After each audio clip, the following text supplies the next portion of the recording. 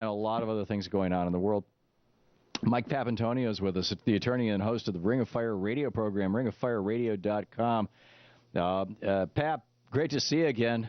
Tom, how are you? I am great, but I'll get better. One of the stories that really got lost in this whole Boston thing, and we will, if anything changes, we will break in and let people know what's going on with that. But right now, it's just it's kind of static until 5 o'clock. One of the things that happened was that on the 11th, there was a law passed to let members of Congress trade on inside information, the stuff that Martha Stewart went to jail for lying about not even doing. Right. And yeah, you might remember that our president just a year ago signed a bill that said that about 28,000 government employees, very, very high management, very top of the food chain, that they had an obligation to disclose any potential conflicts by, first of all, disclosing who they're investing with, where is their money, what interest might they have. And so we're seeing a pattern here. On that day, the president said, this is a great idea, and I'm going to sign it because it's going to stop the deficit of trust that takes place in Washington.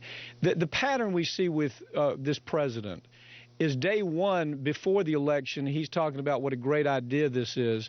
Day two, in the silence, almost secret of the night, he signs off on this thing. Congress unanimously supports it. And it's the same thing we saw with Social Security, you understand, or any of the benefit kinds of stories, where day one, when he's running for president, there are going to be no cuts to Social Security, none to Medicare. Day two, when he becomes president, all that changes. So this is a very distinctive pattern about this president, Tom. It seems so self-destructive. Well, it is. It is for Democrats. Yeah. How is this going to help the Democratic Party in 2014? I mean, we have elections coming up, and when I hear, and you probably heard it too, Michelle Bachmann, who has spent her whole entire life trying to privatize Social Security, come out and say, I am opposed to the president's cuts to Social Security. Smart. Yeah, very smart.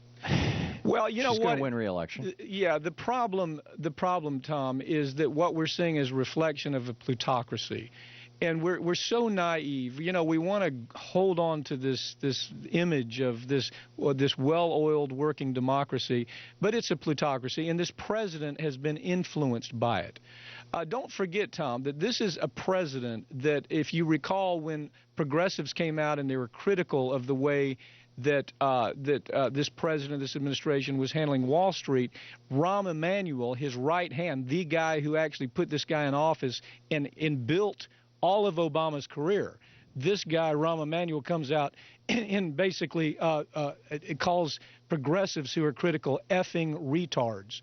So nothing has changed here. The only thing that's changed is Obama now is more evident about it.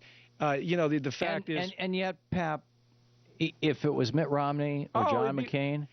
Tom, there's no question, my friend, but listen, and look at what Elena Kagan just said on the Supreme Court. I mean, she just came out and called her colleagues in this 5-4 decision that was reported today. There's a great piece in Daily Kos. You may have read it. I mean, she called them fools, basically. Yeah. Okay, look, here, the truth is, you're absolutely right. I mean, look at the money and the effort that I personally put into having, really, I did everything I could to have him elected both times. Yeah. But we're talking about what happens next, Tom. What happens in 2014? What happens in the next presidency? So how do we push this guy in a way that we're not, cutting his knees out from under him? I don't think you can. Because if you really to understand the foundations of plutocracy, and plutocracy is an easy thing. There's nothing tinfoil hat about it. It is that money rules, wealth rules in the United States, and we have him siding with all of that. He's siding with the idea that in everything, the decisions he's making, he's siding with the idea that since 1973, 80% of the wealth has gone to 2% of the population, 65%, Tom. Tom, 65% of the wealth has gone to the top 1%. Right. You've had a GDP changing to where it's rising 110%, and the average worker is having their salary only rising at about 20%. So the reason I say these numbers are important is because this is what this president is adopting, you see. He's so close to Wall Street. He surrounded himself with the Rubin crowd, Robert Rubin, the Paulson crowd, Summers, Geithner. He plays golf with Jamie Dimon, for God's sakes. That's not a good message, Tom. That, to me, the message is the plutocracy, the way they operate is on day one. And yet that plutocracy has been hand-delivered to us by the Supreme Court. You and I both know that. Well, to some degree. Know, I would argue, Pap, that we no longer have a democratic republic, a constitutionally limited democratic republic.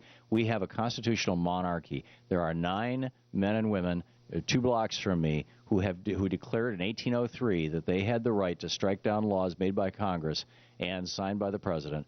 And ever since that decision, that Marbury versus Madison decision, and Jefferson went nuts. I mean, you're an attorney, you know about this. Well put. Jefferson went absolutely nuts. He said, if this decision stands, then the Constitution has become a thing of wax in the hands of an unelected judiciary. and he was right. He was right, Tom. And these guys, for the last 100 years or so, they've been saying corporations are people and money is speech, and they're getting more and more blatant about it. It doesn't all fall on them. And here's what I mean by that. Listen, you had let's take a look at the Levin Committee. This is how plutocracy works. The Levin Committee that takes a look at the they take a look at the London whale story, okay, where crime at its worst, at the worst element of crime, the Levin Committee looks at that and ignores what happens. This president has looked at what's happening on Wall Street and ignored it because that's where the money is. He's no different from Bill Clinton. We were hoping to see a little bit better from Bill Clinton, but he's no different. Just as the shift of power with Clinton moved from NAFTA and CAFTA and you name it, the power of plutocracy took over. We were hoping maybe this president would understand that democracy does not work within a plutocracy. But I'd love to put it in a different way, but if I were speaking face to face with him right now, you talk about the Supreme Court. Even look at this, Tom. The appointments that he's making to the courts, the federal courts, the Supreme Court, we'd want to think, oh, good, he's doing something for progressives. No. On social issues, we're hearing these courts come out, and yeah, they're going to be good on social issues, these new court appointments, but look what they're doing for corporate America. That's where the stories aren't being told. That's where you see the plutocracy at work. Yeah. Okay. Well, we all have to stay as awake and aware and not let it wear us down, Pap. Yeah, I agree. We can't. We've got to stay. We got to stay on this. Mike Papantonio, ringofireradio.com. Thanks a lot for being with us, Pat.